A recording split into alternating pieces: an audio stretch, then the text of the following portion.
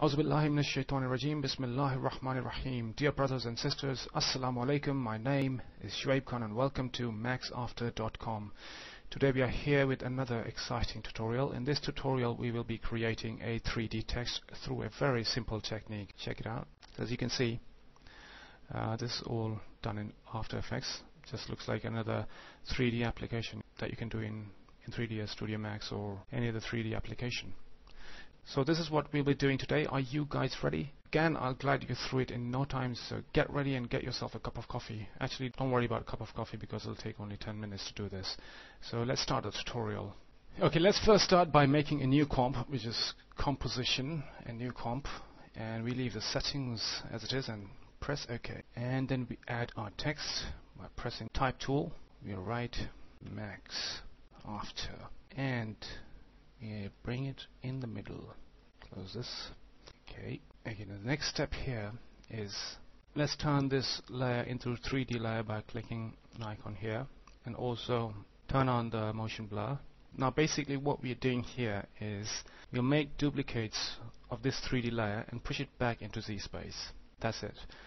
For making duplicates, what you do is Control on your keyboard and D.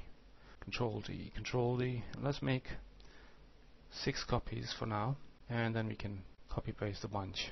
Now we need to push it back, so we can't see it in the front viewport in the active camera view, so we need to change the viewport to top. So now we can see how far we can push it back. So this is our first layer. Leave it here and we select the rest of the layers. We select the second one and then shift on your keyboard and select the last one. So now we'll move them back. Different methods of moving them back. One is here, but this is not very precise. Also the arrow key, press arrow key, and but problem with arrow key is also, when you zoom in and out, the number of arrow keys, changes, the distance between them change. So the method that we're going to use is we move it by pixel. So we press P and we move it back 1 pixel. Enter. So the whole stack is moved back. We deselect this by pressing Control on your keyboard and selecting this layer. So it's deselected. Now we put here 2, and again deselected. Put here 3. Deselected. Put here 4. So it's moved 1 pixel each time. Deselected. 5. Right. So now we've got 5 layers. Make sure that they're very close enough so that otherwise, you see gaps or the thickness become too much. So how many 3D layers do we need? So it all depends on the thickness of the 3D text. So if you want it very thick, then you can add like 40 layers, 50 layers. And if you want it thin, then you can add 10, 20, and it's up to you. So let's select the stack here, all of it, and then we again Control D. And this time, you just move it up. And this time we just push it back, and when you come here we see roughly just match it. So now we've got like all our layers, like 12 layers. So let's say we make like around 20 layers. So we select all these again and Control D, and we again push it back in the Z space. So I hope you're following me. It's a very simple method. I just made a 3D text layer and turned it into 3D, and then I made like duplicates, 19 of them, and then just pushed it back into the Z space. That's it. So now we have got our basic structure laid, as you can see. Call this is pre-text layer, and we just drag it and make a new comp. So we've got our 3D layer now. Let's add a camera to see how it looks. Okay, and we change this layer into 3D layer. And since we are at the top view, we need to change it to active camera. Press C, and you can move your camera with this. So now as you can see that it's not happening. You can't see it 3D.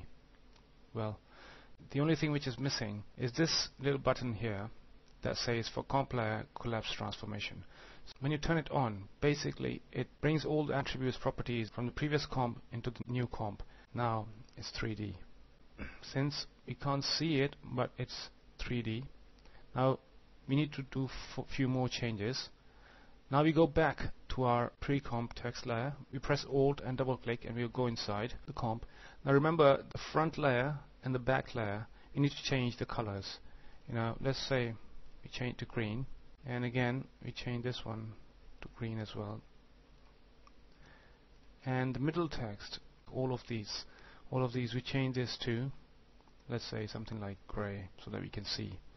Now if we go back, we see that 3D. Well, we need to tweak it further. Now this is basically, we've got our 3D object here. If you move it, it's like completely 3D. You can see the back as well. Now what we need to do is we need to just fix it further.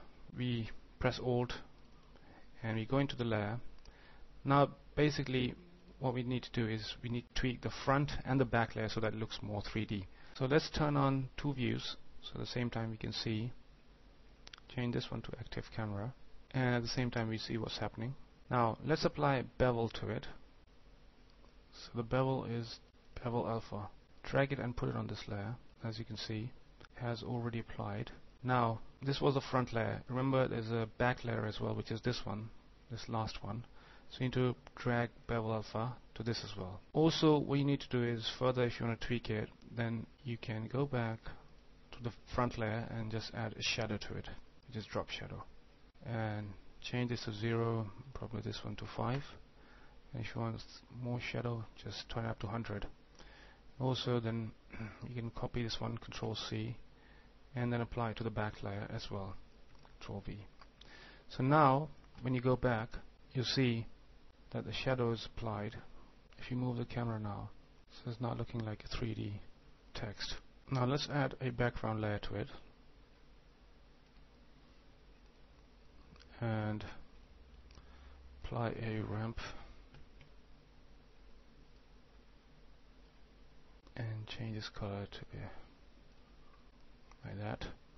Just delete the camera for now, and we duplicate this one, and we change this to upside down. Go to S, unchain it, and type here 100, and then we just bring it down, and again then we mask it in the middle, and press F and feather it so it looks like a reflection.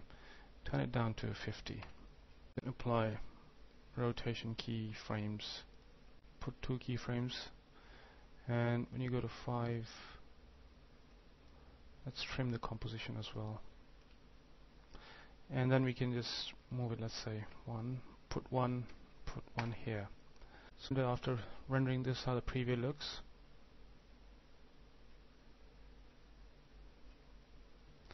See, there are some glitches here when it rotates here, and when it reaches here somewhere, you see that it's getting gray here and the rest is green. What you need to do is, what's happening is the layers are very close, and they're kind of intersecting with each other. So for that we just go back into the